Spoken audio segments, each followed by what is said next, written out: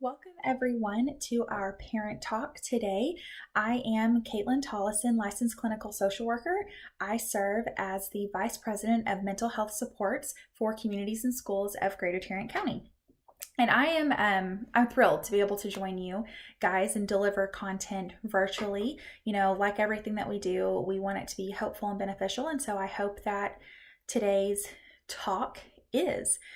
So before we jump into things, if you're new to our videos or if you just need a reminder, things that we'll cover in this video today may bring up some difficult emotions or just some past experiences that you may not have fully processed. So this video is not in any way meant to treat any sort of mental health disorder. That's not the setting for this. You know, just like watching a recorded video is not the setting for that. And I do encourage you to seek treatment, seek counseling for anything that may come up. It's okay. It's okay to not be okay. We all need help from time to time. And so, again, if something comes up within you that it's producing emotions that you're not able to deal with, maybe in the most or like in the healthiest way, and especially if you're having thoughts of killing yourself or killing someone else or hurting yourself in another way, please seek emergency services and follow up with counseling after that. So we are going to talk today about grief.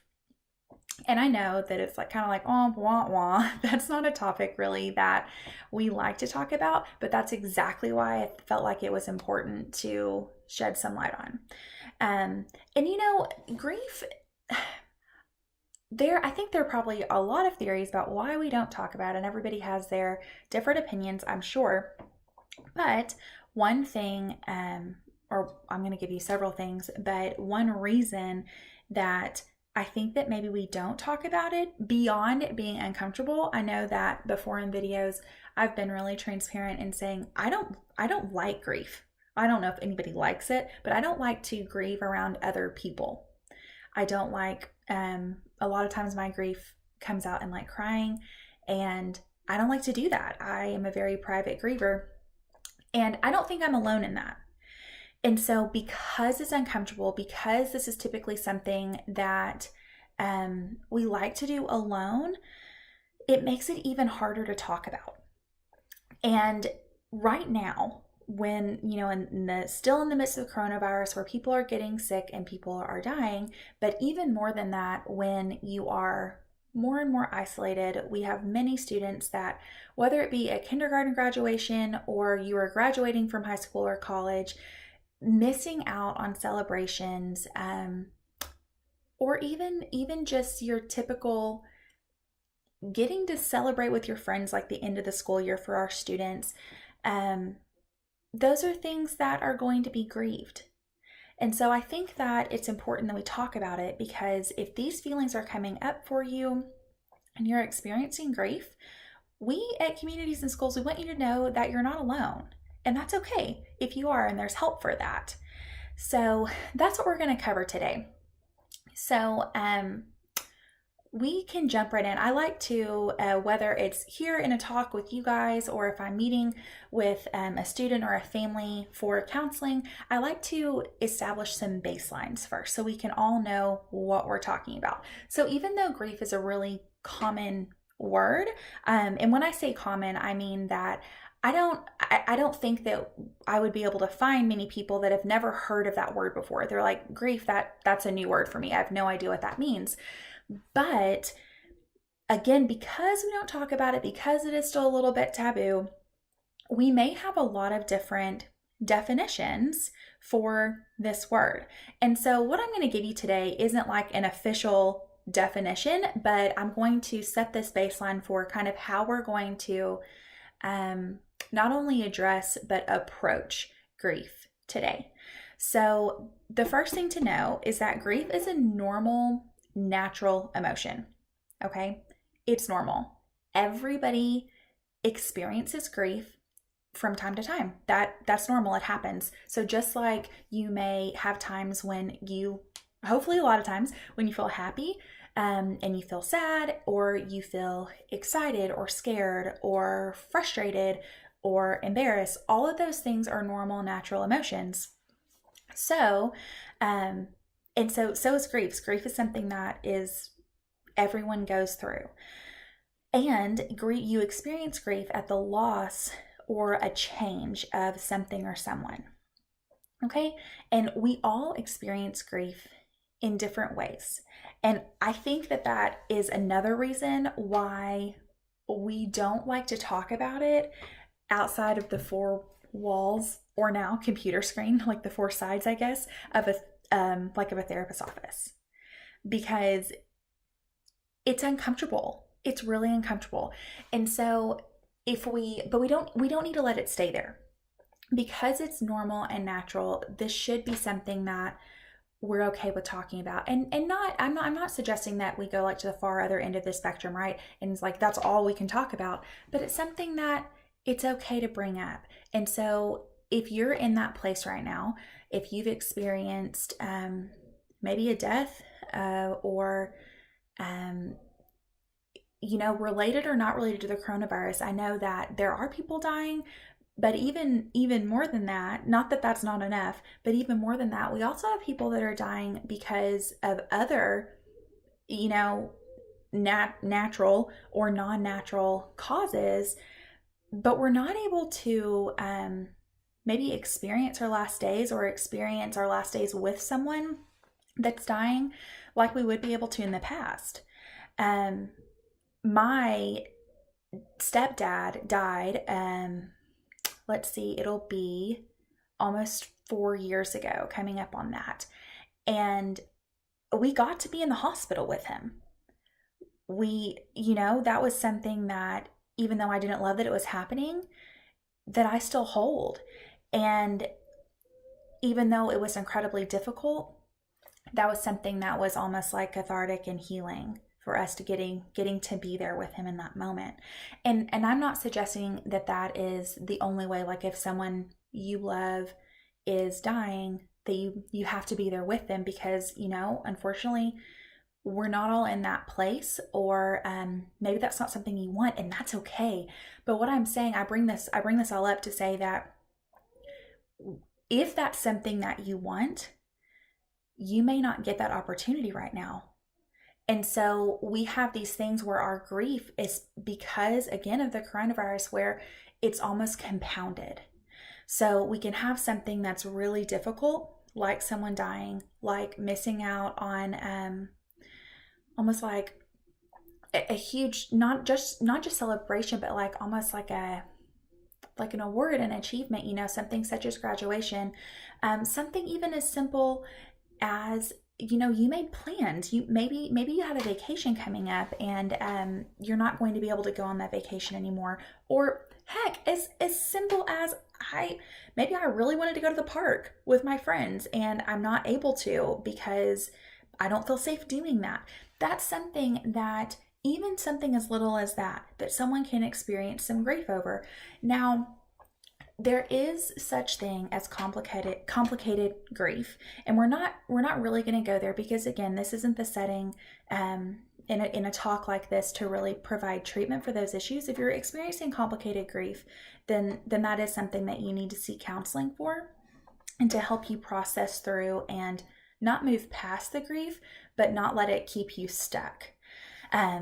Because grief also isn't really something that you get over. It's something that you learn to live with, and you move with it. And I'll explain a little bit more later what I mean by that. But so we can have not the same as, but kind of in the same vein as whenever we talk about trauma, that we don't get to define somebody else's grief, just like they don't get to define ours. So we're all experience grief in different ways.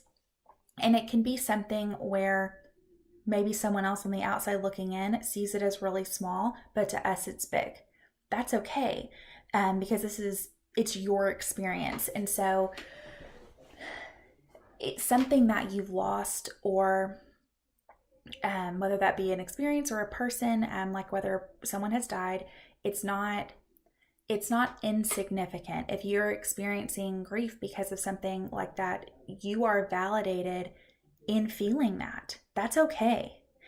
So we can get into grief a little bit more. So I know we have our definition, right? It's a normal, natural, emotional reaction to loss or change of something or someone. But what does it look like? I've said probably 10 times now that we grieve differently, that people can't, like others cannot define it, how your grief should look or when you should or should not be grieving. So what does it look like? Well, let's go back a little bit of some education, right? So there are, and you may have heard, because again, I think that this also may be a little bit more common than other mental health related topics that we bring to these talks. So Elizabeth Kubler-Ross is one of like the big names in the grief world, if you will. So Kubler-Ross had a set of stages, and I use stages very loosely because that's not really even what they were intended to be, but that's how almost like what popular opinion is now, that we have stages of grief and you have to pass through them in order to be like done with your grief, but that's not the case. So really what we can take away by these 5 stages of grief is that we almost have to define like what stages in a different way than maybe what we're used to using that, just like in our common vernacular. So the first stage is denial. The next one is anger, bargaining, depression, and acceptance, all 5. And so it doesn't really make sense, I guess, to anybody unless you operate in this world, but DAPTA is how I remember it. So denial, anger, bargaining, depression, and acceptance.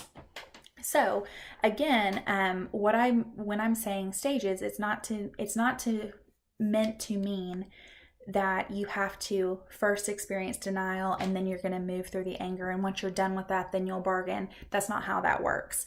So it could be that someone experiences their grieving process in that order, if you will, but really what DAPTA is supposed to direct us towards those are common stages when someone is grieving. That doesn't mean that they're the only stages. So what it also can look like is that if we look at DAPTA like in a linear way, so someone may move from denial to anger to bargaining, depression, acceptance, and go like that. But at least in my work, that I have never, and in my own life, like I've never seen anyone experience grief linearly, if that makes sense. More than not, it kind of looks like a maze. So we may be in denial at first, or maybe really angry at first, and then maybe we're in depression, but that leads us back to anger. And so we're going to bargain, and all of these things, almost like a knotted ball. Like I think of like a ball of yarn with everything, like the yarn is in somewhat in an order, but it's all raveled up, and so you can't see the center, if that makes sense. All of the string it's together, but it's everywhere at the same time. So that's kind of whenever I think about how grief can go, it's not predictable. And that's another reason actually why I think that it's not talked about that often, is because it's not predictable. And 2, even if you maybe have experienced some sort of grief, the next time or the next like grieving experience that you have, you may not follow the same pattern. Depending on that relationship to that person or that idea or thing, whatever it is that you're grieving, that plays a part. And so your response to that, or how maybe intense or less intense your grief is at that time, could very well correspond to we'll say like your attachment to that person or thing. And so, and a lot of people too, I want to kind of dispel this myth, think that maybe if, if somebody dies and someone doesn't cry because they died, like that person didn't love the person that died. That's not the case. Not everyone grieves with tears, and that's okay. So, just know that, especially if you are not grieving, but you know someone who is. It very well may not make sense to you how they are grieving, but unless they are harming themselves, are going to kill themselves or someone else, their grief is valid, and they are okay. And the reason why I bring up those other things is because we all cope in different ways, and there are times, especially when we're in a really, really dark place, that some people may be thinking, this, it's just not worth it, I'm going to kill myself, or maybe I feel like someone else is responsible for a death, and so I want to try and kill them. Those thoughts are not okay, and so we need to help the person seek help, because they may not be able to get help for that on their own. So we want to keep everyone safe, right? Which is why this isn't a replacement for therapy. Yeah. So, I know we've mentioned a little bit some different things that we could experience grief over, but I want to kind of go through just a little bit more about some things that I have had clients grieving over, just so we can understand, like, really the really vast arena, if you will, of like everything that encompasses grief. So again, it can be somebody dying, whether that's a person, a pet, a plant. There are some times when even though it may sound silly, when I have put blood, sweat, and tears into making something grow in my garden and it does not survive, that's upsetting for me. And so now, not in an extreme way, but I'm like, I'm sad about that, and it makes me angry. Those things, because that's a loss, and that's not only a loss of a physical, like a tangible thing, but also it's a loss of an idea. I wanted something to happen, and that did not take place, and that can make you frustrated and angry, and those things are tied into grief. So something else that I've also seen different parents, honestly, mostly is who I see experiencing this, is that if you had a certain idea for your child that, or maybe like a course of life, if that makes sense. That's not the word that I'm looking for, but we're going to go with that. A style of life that as a parent you may not accept or like, but that's the path that your child has chosen. There's a lot of grief over that. And this can be anything from like a career path to sexual orientation, like just so many different things, religion, just so any loss of an idea too of like what you thought would be. I see this come up a lot too with parents that so like with miscarriage, there's a lot of grief that goes in that, or maybe, finding out that your child has a medical condition that you weren't accepting or expecting. I don't know that anybody really expects that to happen, but it happens. And so finding that out and being upset about that, being in grief over those things are not wrong.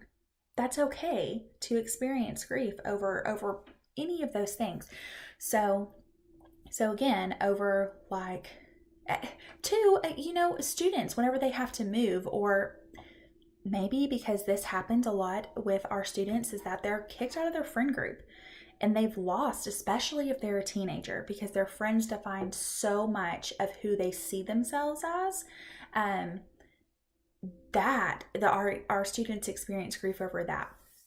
So, again, all of that to say that grief comes in many different shapes, sizes, colors, and it doesn't discriminate either. So everybody experiences grief, and it can happen from little bitty, like a kiddo, all the way until your death. So many different ways, and again, I know I'm beating a dead horse, but it's okay if that's what you are experiencing. And so I want to bring up, and so you may have picked up on, because again, it's uncomfortable to use this word, that I've been saying death, dying over and over again in this video, and that's on purpose. So I won't go down that rabbit trail, but so different experts, I will say, in the field of like death and dying, grief, bereavement, whatever word you want to kind of put on that, they encourage using those words, especially with our kids, to let them know, not really let them know, but to help them understand really that like death is a thing, and that it's a part of life. Like things live and they die. And that may sound really like morbid, but it serves a purpose. So we like to use, again, another reason why grief isn't really talked about is because we like to use all these euphemisms for death. So we say someone was lost, or they passed away, or they're in heaven, or let's see, there's so many different ones, way more than just those few that I've mentioned. But that, first of all, some of those things, as an adult, you may understand what another adult is meaning by that, but it's very common that our kids don't. So if I say I lost something, that thing or that person can be found. And so we do have kids that are waiting for that person to come back. And now I'm not saying that would be solved maybe by using the word death or dying, but it does help them to realize that death is a different thing than something being lost. That those are different words, and although loss can be used in different settings to mean it means a different thing. So the same as passing away, that's one that it's just ultimately confusing. And like anything in the mental health world, it's important to not overuse, but to introduce different like feelings words, as well as like diagnoses, and define really like what this means, and that it's okay. It doesn't have to be this taboo under like the cover of darkness topic, that these are things that we experience, that we're all human, right? These are things that are normal and natural. So all of those euphemisms, I would encourage you, even though it's uncomfortable, to choose courage over comfort, and to help your student, especially if someone has died, to help them in understanding that by using the correct terminology as appropriate, of course. So all of that being said, though, this is a hard topic in general. Like death and dying is a hard topic in general to explain to kids. So not only are we really uncomfortable with it, and we may be grieving, especially if you're a private griever, and if your student has never seen you in that state, like maybe they've seen you angry, or they've seen you sad, or however your grief, may be presenting, if they've never experienced you grieving, that's a different thing. And so as you're trying to explain maybe death or dying to a child, especially a little kid, that may be something that's really scary for them and frightening. And so it's very, very important that we listen to them, and that even if their response, especially if their response to the grief is different than yours, it does not mean that it's any less valid. In fact, it's really, really common for our kids for a while, and this kind of falls into like the denial a little bit, that I saw this with kids that their parents were divorcing. They, after their parents would tell them, hey, like, we're, however that conversation looked, we're not going to be married anymore, we're getting a divorce, coming to school and saying, yeah, we're going to go to Disney World, and like, we're a big one big happy family, right? Because that's what they're wanting. And so they're just, we're going to live in a world of make-believe, and that's much easier than accepting reality. And so although we want to help them through that, that's a common reaction. So is laughter. Laughter is in, like, humor is a really big defense mechanism. And so when something feels dangerous or scary, especially as a child, your defenses go up. We do the same thing as adults. It's just we like to justify it more as an adult. And I'm not saying defense mechanisms are wrong, but when someone is grieving and another person who is also maybe experiencing grief responds in laughter, it can seem very offensive. But I think that's a point for us whenever we feel ourselves getting heated and triggered by something like that. It's an opportunity for us and like a signal for us to take a step back and to analyze, what am I feeling? Why is this producing such a heated reaction in me? And to consider too, is because I'm grieving, am I maybe reacting to this in a way that that maybe I wouldn't if I weren't grieving? Not right or wrong, but it's just something to notice and to think about if you see those things come up in yourself. So, all that to say, it is difficult to talk to kids, and it's okay to just give your child what they can handle in that moment. So if you're talking to, say, an elementary school student, it's okay to not give them all the details if someone has died. Please do not do that. You might frighten them. And I say that kind of joking. You know what your kids can handle, and just give them chunks so they can process it, help them through that, take them to a counselor to help them process that. But don't feel guilty if and two, you may not be ready to dive into the entire truth.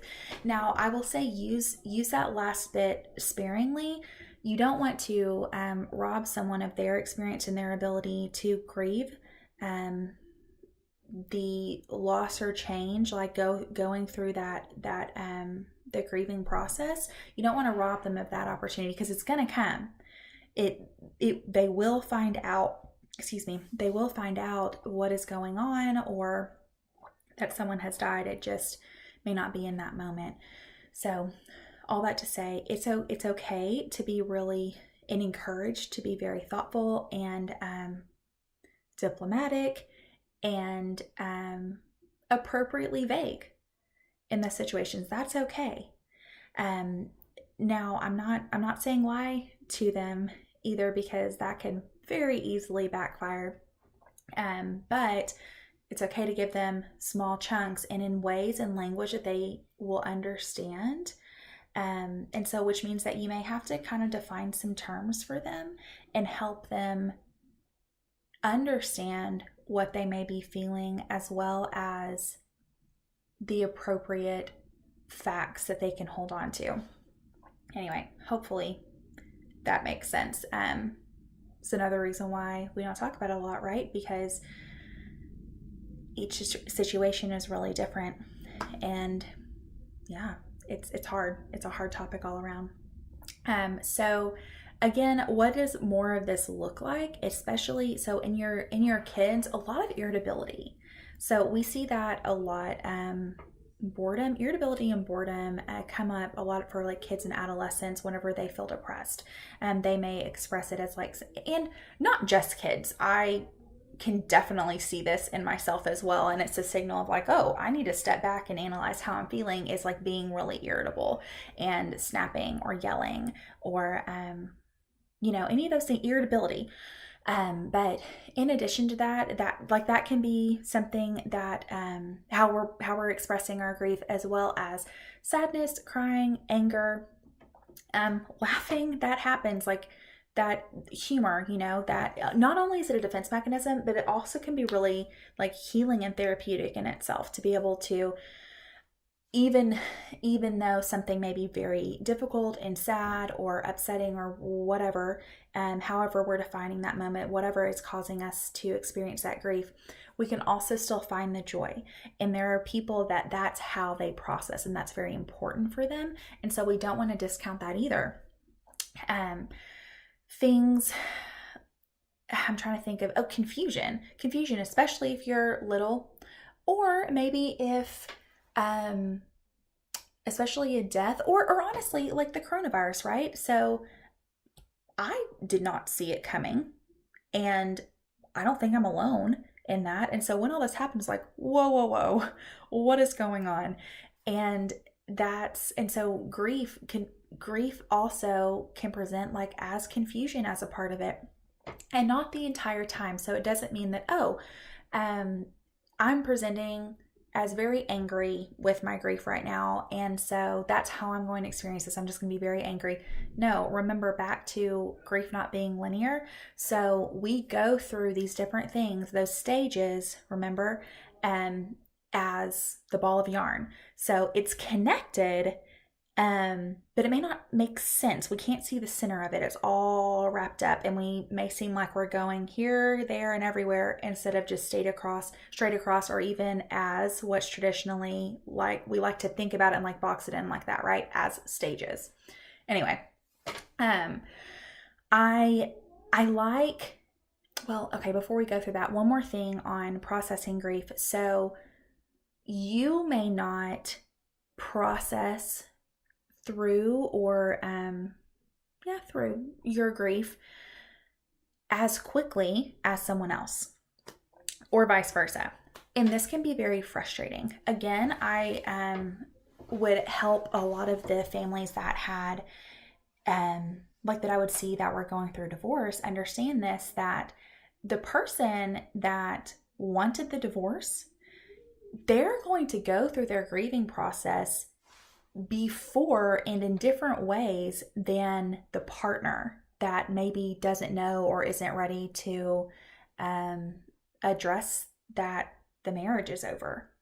So that can be extremely frustrating for the person that's processing or like moving through their grief. Again, we'll get there with kind of a good analogy that I think helps us understand really what grief looks like if we were to assign it to an object, but we'll get there.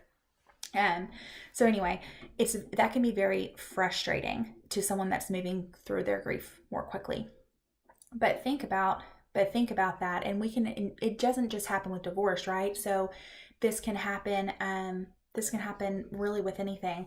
But if we're going to continue with that example, after the two parties agree, okay, we're going to get divorced, then telling your kids, they're going to be in their own grieving process, and they're farther behind, if you will, in processing through their grief than the parents are.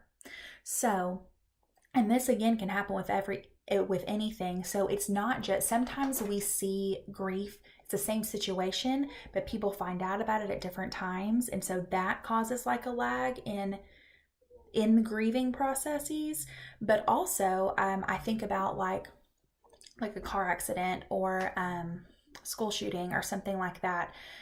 So it's a lot of people may have experienced the event at the same time, so it's not a lag in them finding out, but we do have a lag, if you will, because people are moving more quickly or less quickly through their grief. Because again, grief is unpredictable, and so we don't have a timeline or a roadmap or anything like that. We have to be really patient and analyze it, and making sure that we're moving still, we're not stuck, because then we need to do something else. We need some assistance to help us with that grief, even though it's normal and natural. In like brief segue, what I mean by that is that even though feeling depressed or feeling anxious, those are also really normal and natural emotions, but we can get stuck. And so whenever we have a disruption to our daily living and our activities, and it's preventing us from engaging in healthy relationships, not being able to engage or be productive at work, school, those are the times when we need to seek help because it's disrupting your life. So grief works in the same way. Now, for a time, especially in the beginning, you're going to see those disruptions. But if we're stuck there and we keep having a disruption, it seems maybe like other people have kept moving, and it's like, okay, again, not to put a time limit on it, but we have to be really careful with saying, when does someone need help processing through, maybe when is mental health treatment needed, and when are we okay, we're processing, we can still move through the grief on our own. Hopefully that makes sense. So I think I've pretty thoroughly overviewed grief, but I want to leave you guys with some things to expect as well. So and again, I'll go with the example of my dad dying. So my stepdad. So even though I felt like I had moved past it, like I was at peace with his death, all of those firsts that come up were really hard. And that may be like, well, yeah, of course, but not just the firsts, but the seconds and the thirds. And so he died before Father's Day. Not right before, but about 2 to 3 weeks before. And that was difficult because the death was still very, very raw. And it was another acknowledgement that my dad died. And that really was crappy. It just was.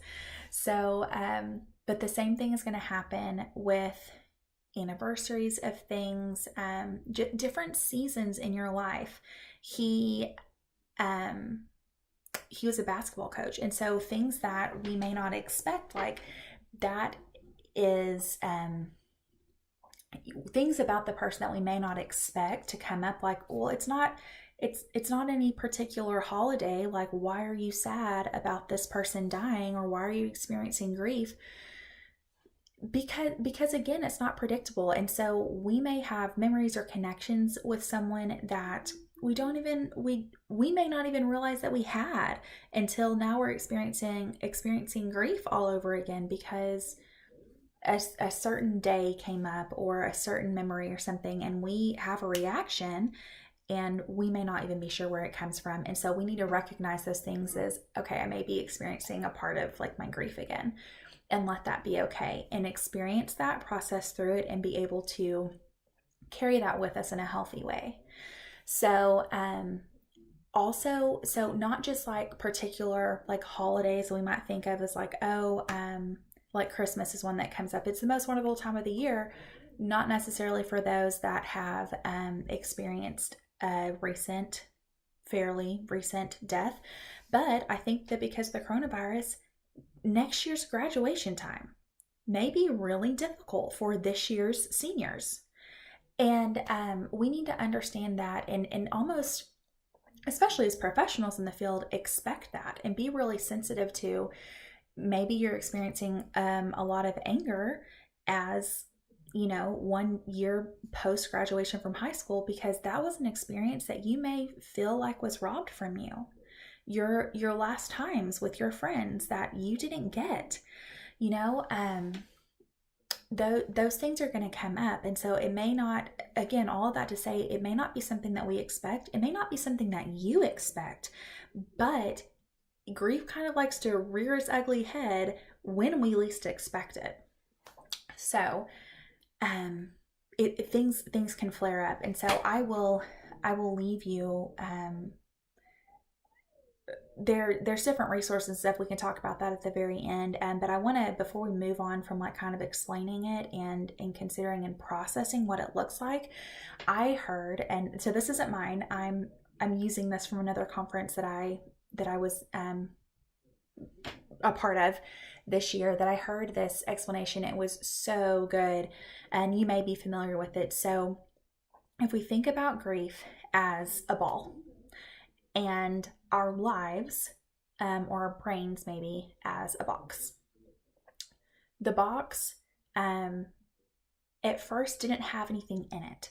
So we're used to it being empty. We're used to it just existing, right? But whenever we experience grief, our first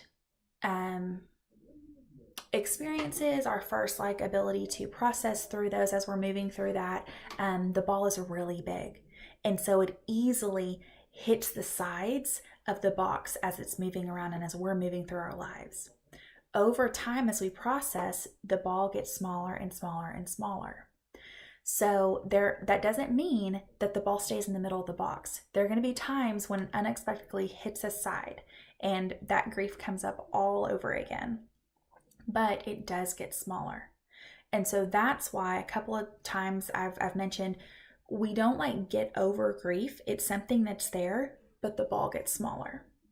So it's something that it becomes a part of you, and you live with it and you live through it, and it doesn't always produce, whenever the ball then hits the sides, it doesn't always produce those maybe more common things about grief, but it can elicit good memories and laughter and reminiscing and some things that are really therapeutic and cathartic. So it does get better. If that's a place where you are, it does get better, but it's going to take some time. And so one of the things that is good to do, again, is to seek help if you need that. There are lots of different things. We are very lucky to be in a very resource-rich area in Tarrant County. And so there's different places like GriefWorks, the Warm Place. There's different places you can do art therapy. And a lot of these things are virtual, right? And so we can take advantage maybe of more of these things right now from the comfort of your own home. So grief can be addressed to an individual or group therapy, and there's a lot of people that they experience that just on their own, doing memory activities, just different things to maybe honor the person that has died, or the idea that has had to change or that was lost, can be really helpful. So there's resources out there, in addition to this video and learning a little bit more about grief. So I'll leave that with you guys. I hope this has been helpful. Again, I encourage you to reach out if you need support in that way. If you are a part of a Communities in Schools program, your program manager or your mental health counselor would love to point you to resources to help with your grief. So everyone, have a wonderful day. Be sensitive and caring to yourself and to others. We can make it through together. Thanks. Again, this has been Caitlin Tollison, Vice President of Mental Health Supports for Communities in Schools. Have a great day, everybody.